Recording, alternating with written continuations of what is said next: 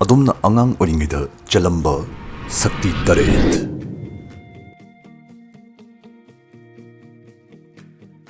Angang singsi yam nungsi ko. Adubu moigi tawba ngambarumda lagadi makoisi thoidokpa superhero singa yam manaba phau yaudaba nate.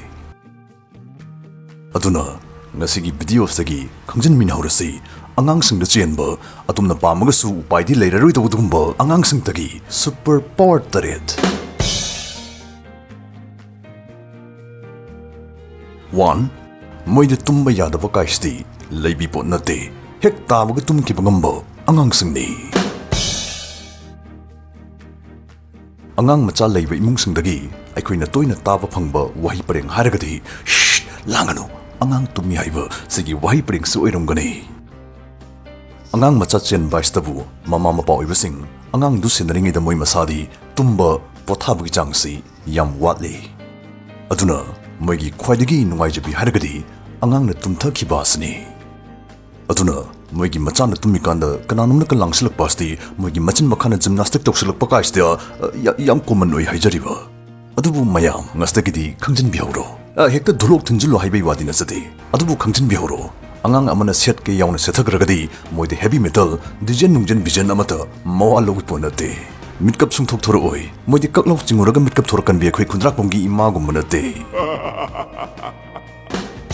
Yumthang na bada bazai bingul khongaga sumoidi matin nadum taki dauri.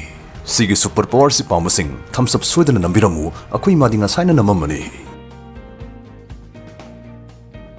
Number 2.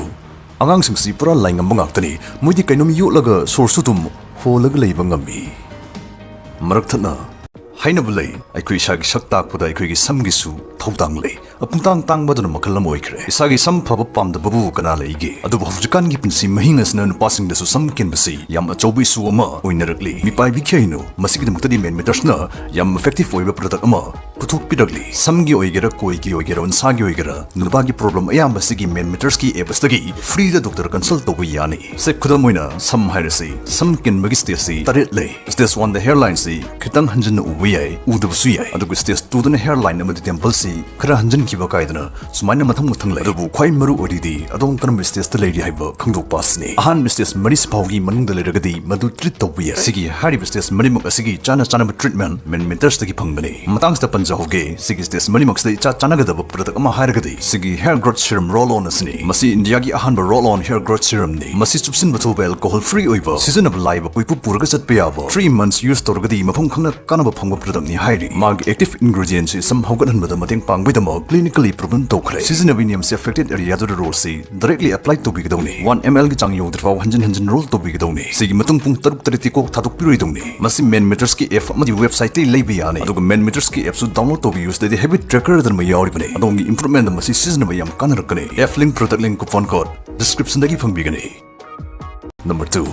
Angang singsi pura laingam bangaktani moidi kainom yolaga sorsutum holaga leiba ngami sibu adom amtang ngamri ingbiune hainabulai chak chabada wanganganu phunjani hoi angang singsi wabudi ngangdi adubu moi wangang jadragasu moi karigumba ma yona sor adum hola leibadi ngami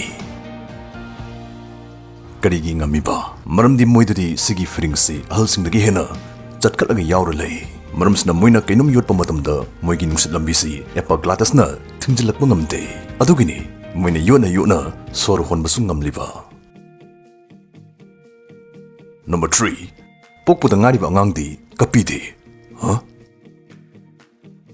angang na kappa haite haibasi tabada thajadaba nokningba or ngakpa soidana yawbirongani maramdi khanbirongani kappa haibstabu angangsingdagi arobi subject ni kaino adubu khangjinbiu pokpuda ngariba angang kappi hainaribasi masi tasingbagidi kappanate moigi haijabi mongda khayaknana lawba amadi tengthana hebagi khonjelni aikhoina taribasi khangdabasingna kapini dana longnaribasi english tamasibu scream and moan haina khangnai pokpuda ngariba angang haibsti mokoide pi taraknaba pi ginala tear dak phawba irian jana poron hangaktribani maramsna moina kapini yadna tawrisi ahan chayul khara phawdi mamin inin kan manatna mapi fajna kisu sinthara oi hoi angan bakangbu thaka hek phabaga mapi ga joro sintharaga kapasudum yawe yawdaba nate nakal amurumda thingba kangbudi pinaw amakak sunna bhonabada tha tari nipan changba phau yauri poni. 4. Pokpada ngariba angangsing mathanta uprang sitpa krol tawba hijari. Angang na mabuk lama kanda mabuk thaknaba mamagi breast thijarpasi masi yam nungsiba matawni. Mamagi tampakta thamba angang mathanta tapna tapna kakhacharaga mabuk thijaraga maranai mabuk thakjaba ngammi haibasi masigi tawba ngamasi angangsingda chenjari haibasi masi mama oibi khudingmakna khangbiramgani. Scientist singi matungina moina sumna tawba ngamlibasi mamagi khumlang manamsi moida singsing phawba ngammi. Khumlang manam asna moibu mapa chumna jingsinbibani hairi.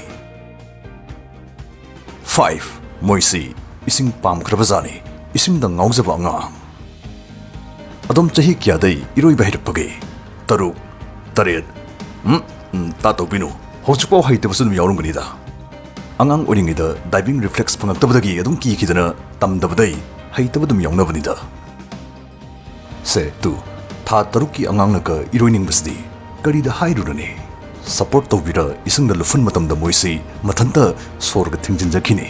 Ses aduga makhung makhun masasingsi fidring isingda kawdana thindana iroibagi basic niyam mathanta tawjarakani.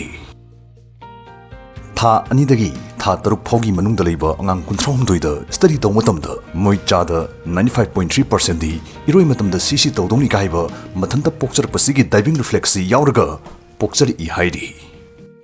Chawkhalaba angangsing amadi ahalsingi marakta sodum hojikphau iroiba haitaba yauriba asigi maramna chawra akandadi aikhoigi tadan brain si soini ngamni sini haibasdana hena daita lawsilakibaini yam khangjila adi chingnari I sum kisla I haibaduni. 6. Sathina thuptok thupsin yaba angangsingni. Adomna chakrasan pachimotasan phanayam toina tawragasu tammagasu makhoiga manabadi khak yaroi. Maramdi moigi saru polangsda chaliisi saru chomlomni. Chawra akandadi saujina makhul onkiba yaw chaniga tarukhak ngaihogdoini. Moisi samjina kidringai mamangdadi angangsingsi haigatna flexible oi. Purapuri Mahabharat ki pishoki maungaduni. Sumdoribasi mamagi bird canal phawdaktuna taibang phorpa line begini pokthorakpa line begini haibani. Number 7. Sini noimayamna khwaidai pamdoisi. Angangdi masagi arumbadu saruk ahumlom hengalafau noidaba ngammi. Sumaina chara noiroi ka hairagadi heroine mayam ama ngahankai chahodabagi pulap phukalaga phudharaki hainine. Pokpai ahanba chahisi angangsing leftana jara develop tawi moi masasi. Pokpadai magi ahanba birthday fauda magi weight triple times saruk ahumlom hengatpi yai. Adubu moina yam thuna chawsilakpa asna maram oiraga moigi weight triple oira fau moigi masada akaiba kishu leibide. Arumbaga masagi boyosga chusin hauba adum nanghawi haibani. Angangsingda cheliba sigi superpower singastagi karamban hena khwadagi amazing oi khanbibage comment tobiramo. Iramdam asda anobu makhalgi technology siznaduna adongi lainabi yum amadi commercial buildings singbu sel ichangchanganda lam asda haithoising thoiraba consultant amadi architect singna matamsu ichangchanghanda khwaidai phajaraba amadi matamga chunaraba light gas steel framing siznaduna drytech infrana makhal makha kya gi construction gi khudong chaba pizari. Light gas steel framing structure gi top magul ama hairgadi adomna kariguma yum hongbiningba taragasu structure adugi phibam amata kaihendana anobu yum phamadu puruktuna amukhana reconstruct tawba yabagi khudong chaba lay. Hairibu khudong chaba sing slowiningbasingna contact tawbirau drytech infra toll free number 180089118990. Your project our expertise, let's build together. Drytech infra gi YouTube channel link su description da hapsaramge subscribe to sin view.